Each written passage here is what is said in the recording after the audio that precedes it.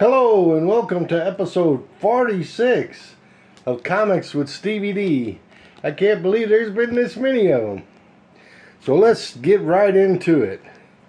I've been working on my DC. Basically, I've been working on my Batman.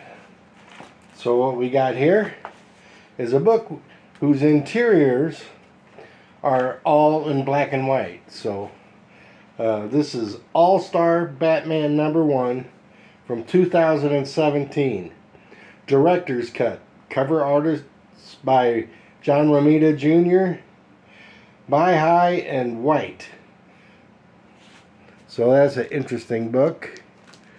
It caught my eye in the comic bin. They catch my eye.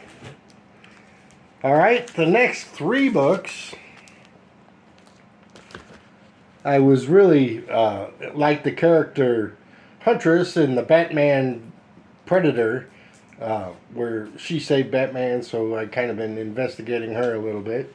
So these 3 books, 1, 2, and 3, are from 1994, cover art by Michael Nessler.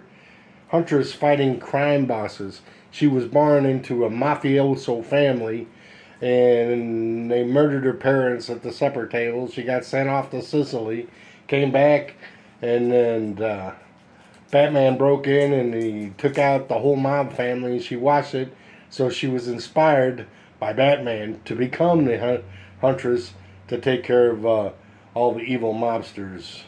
So here's 3 covers. There's #1. And Batman, that's a good Batman cover. I'll let you take a brief look at that. That's pretty cool. And 3. So I may be getting some more after I read this and see how the story arc goes. Alright. My next book, when I saw it, was all about nostalgia. You know how Rocky is a franchise and the Terminator is a franchise? When I was a kid, Planet of the Apes, there was 5 or 6 of them movies made. So, nostalgia all the way with this book. Planet of the Apes, #1, variant, cover B, from 2001. A Dark Horse comic, cover art by Matt Wagner. And so, you get up and take a good look at that gorilla's face. That's pretty scary stuff.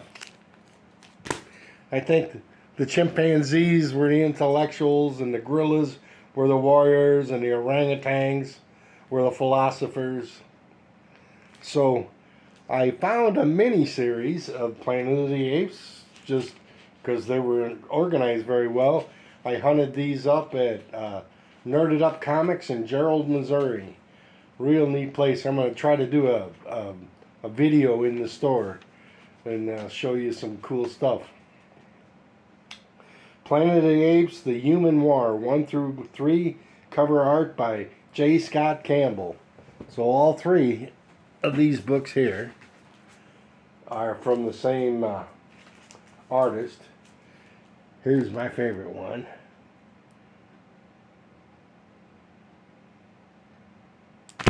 And here's the 3rd one.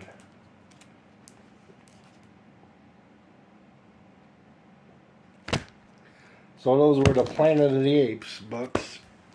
And I talked about my mother reading Dick Tracy in the funny papers. And here is Dick Tracy #5 from 1991, Gladstone Comics. This story originally ran in comic strips and newspapers in 1946. Story by Chester Gould. So it looks, let me open this up. It looks just like a comic strip inside. Except instead of getting one line of panels, you get all the panels over a period of time put into one book. So looks very much like the comic strips. Okay, very interesting book coming up. Another from my DC collection. This is Batman Bruce Wayne Fugitive #1. And it's from 2002 through 2003. It's one of a 3-volume set. Uh, this is where Wayne is wrongfully accused of and convicted of murder. Then he escapes from jail. Then he goes undercover as Batman, deep undercover. And he tries to clear Bruce Wayne's name. And it's a combination of several comics inside. So there's 3 issues. I got 2 more to collect. But I really like that cover. Batman in the hot seat. Alright. As I've shown you before, this book, Night Stalkers. There's 18 issues of them. I found out through my research. And I have 1, 5, and 7 with me right now. And all the cover art is by Ron Garney. And it's from 1992. And here's number 5. Take a good look at that one. And here's a real cool one with Ghost Rider on the cover. 7. So I think I got 6 or 7 of these Night Stalkers. I gotta put them all together. And out of Night Stalker 1 in the back was a poster. It's got Blade in it and stuff. So that came with like a bonus kind of. Alright. And I've been doing these things so long, and somebody told me I need to get a co-host.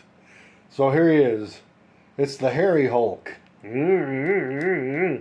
drew a beard on him, and I kind of highlighted his features a little bit, so when you stretch him.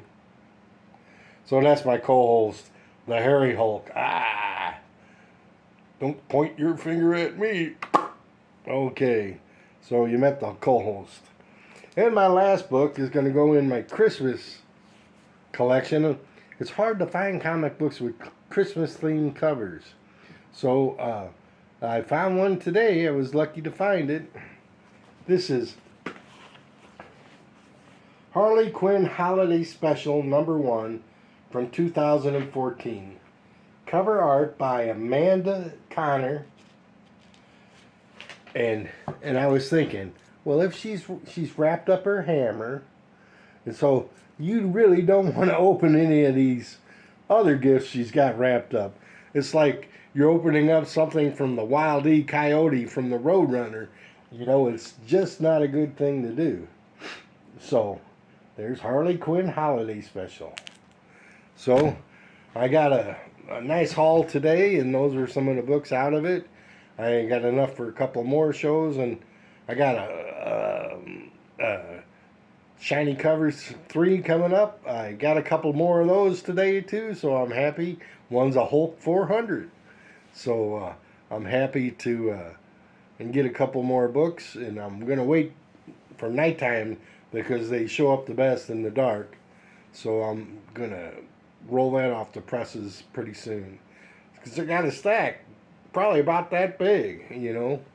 And I'm going to whittle out the ones that don't do what I like so much and keep in the good ones. They're all good. Comic books are fun. And that's why I've been collecting them and I've been interested in them. And before I go, I want to tell you one more story. This is the first time I can remember seeing a comic book or having one in my hand. Okay? This is 1965 or 66. My friend Gary down the block, I was in first grade, I believe. I think I was in first or second grade. Kindergarten or first. Probably first grade. My friend Gary and his brother lived down the street. And he had 3 or 4 Fantastic Four comic books in his hands. And he was showing me. So I'm thinking, what? 65, 66. Those are some really old Fantastic Fours I had in my hand. And while I'm talking about old comic books in my hand, when I was collecting real heavily in my 40s, my comic book store, All American Comic in St. Louis. It's changed because the owner passed away of cancer, a very young man. But anyway, he had a Tales of Suspense 39, and it was beat up. I mean, it was really beat up. But I had it in my hands, and he wanted $1,000 for it. And I'm looking at my kid was with me, and I'm thinking, $1,000. Do I spend it up on a beat up piece of paper, or do I spend it on my family? So I tossed the book back. Family has to come first. But I did have a Tales of Suspense number 39 in my hand, so I was lucky enough to do that. So with that, I'll say happy hunting, and I hope you get all the books you're looking for. Take care.